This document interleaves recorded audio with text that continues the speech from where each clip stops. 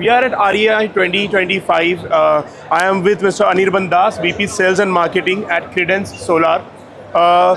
So what are you showcasing today at REI? See, this year REI, we are showcasing our standard products like 730 watt peak TOPCon. So we have two different types of TOPCon. One is 650 watt peak with 16 BB and another is 725 and 730 BB with 18 BB bus bar. So the 730 watt peak is the highest watt peak nowadays in India because nobody is manufacturing 730 watt peak. But 730 watt peak अगर आप use करते हैं, 730 watt peak आज के दिन में अगर आप अपने प्रोजेक्ट में यूज़ करते हैं तो अगर आपका 1 मेगावाट 10 मेगावाट का प्रोजेक्ट हो तो पर मेगावाट में 312 मॉड्यूल आपको कम लगाना पड़ेगा। तो इसका मतलब ये हुआ कि अगर आपके पास 50 मेगावाट का प्रोजेक्ट है तो सोचिए इतने मॉड्यूल आपका कम लगाना पड़ा, उसकी जगह पे आपका स्ट्रक्चर कम लगा, BOS कम लगा, मेंटेनेंस खर्चा कम लगा। तो we are the only Indian manufacturer जिनके पास 670 वाट पीक का मोनोपर्क भी है, 650 का टॉपकॉन भी है और 725 730 वाट पीक का टॉपकॉन भी है। तो यही हम शोकेस कर रहे हैं sir. Okay, so my second question is that you are also providing, आप पैनल्स के पीछे रिब्स प्रोवाइड कर रहे हैं। So exactly why is that so? आप क्यों रिब्स एक्स्ट्रा किया? Because nobody else is providing that as I can say. See this is the, I mean you can say like this is our mastery. You can say like because you know module size day by day it is increasing. But उसमें क्या होगा after 4-5 years module में थोड़ा सा bend आएगा जिसको हम sagging बोलते हैं। तो उसमें क्या होता है कि मॉड्यूल में माइक्रो क्रैक्स जनरेट होता है। तो अगर आप पीछे में 2 रिब्स लगा देते हैं, एक ऊपर में और एक नीचे में, तो उसमें क्या होगा मॉड्यूल का में स्ट्रेंथ आ जाएगा और उसमें कभी भी माइक्रो क्रैक्स नहीं आएगा और जिसके चलते आपका मॉड्यूल काफ़ी दिन तक परफॉर्म करेगा। तो मॉड्यूल का ग्लास साइज जैसे धीरे धीरे बढ़ रहा है तो पीछे में मॉड्यूल को सपोर्ट देना भी बहुत ज़रूरी हो रहा है। तो जब आप प्रोजेक्ट इंस्टॉलेशन करते हैं तो आप क्या करते हैं सर, जब प्रोजेक्ट इंस्टॉलेशन होता है तो आप क्या करते हैं उसमें आप पीछे में पार्लिन लगाते हैं।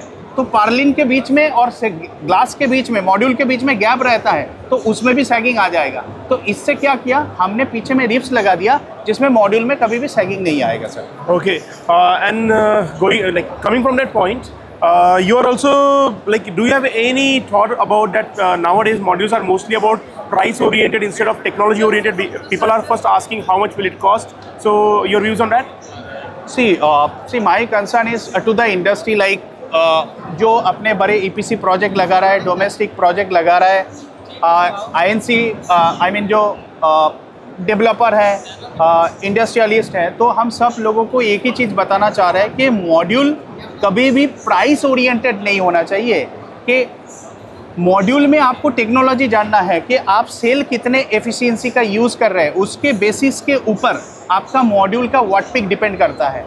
कि अगर आप लोअर एफिशिएंसीज का सेल देंगे तो आपका जो डिज़ायर वाट पिक है वो प्रॉपरली नहीं आएगा। तो आपको हमेशा हायर एफिशिएंसी का सेल यूज़ करना होगा, तो जिसके चलते आपका मॉड्यूल में अच्छे वाट पिक आएगा। दूसरी बात, ग्लास के बीच में जो एनकैप्सुलेट मटेरियल होता है वो आप EVA यूज़ कर रहे हैं, EPE यूज़ कर रहे हैं या POE यूज़ कर रहे हैं, तो आपको ध्यान में रखना होगा कि आपके बोथ साइड जो ग्लास के बीच में सेल है उसको सिक्योर रखने के लिए बोथ साइड आपने EPE मटेरियल यूज़ करिए एनकैप्सुलेट, जिसमें क्या होगा आपका मॉड्यूल का डिग्रेडेशन काफ़ी स्लो हो जाएगा, काफ़ी कम हो जाएगा कंपेयर टू EVA। इसी के लिए वो भी पार्ट देखना चाहिए। और तीसरी बात, आपके उसमें कितने MM का सेल लगा हुआ, कितने बसबार का बसबार का सेल है, उसके ऊपर आपका मॉड्यूल का परफॉर्मेंस डिपेंड करता है। Okay. One more thing, what role do you think that TOPCon, HJT and back contact technologies are playing in India's solar market? See, my concern is like because TOPCon India में 1.5 साल से चल रहा है and it is a very proven panel, like everybody is getting a good generation.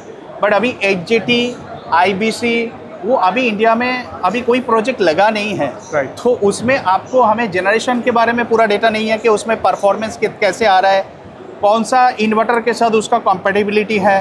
तो वो सब चीज़ अभी प्रूवन नहीं है। तो ये सिर्फ ये पता है कि HJT आ रहा है, IBC आ रहा है। तो बिकॉज कोई नया टेक्नोलॉजी में शिफ्ट होने के पहले आपको, बिकॉज आप अपने घर के ऊपर 50 लाख का प्रोजेक्ट लगा रहे हैं, आपके घर के ऊपर 5 लाख का प्रोजेक्ट लगा रहा है, 10 लाख का प्रोजेक्ट लगा रहा है, मगर उसमें 60% 70% कॉस्ट तो मॉड्यूल का ही है। Right. तो मॉड्यूल आपको वही लगाना है जो ऑलरेडी प्रूवन है, अच्छा परफॉर्म कर रहा है, जहाँ से अच्छा जनरेशन आ रहा है। तो जब HJT लग जाएगा, 5-6 प्रोजेक्ट लग गया, उसमें जनरेशन पता चल रहा है, 1-1.5 साल हो गया, तब आप उस टेक्नोलॉजी लेके बात करिए। Okay. बेटर दैट कि इंडिया में अभी फिलहाल जो लेटेस्ट टेक्नोलॉजी है Topcon highest watt pick module, उसमें आपको जाना चाहिए, उस टाइप का मॉड्यूल लेना चाहिए।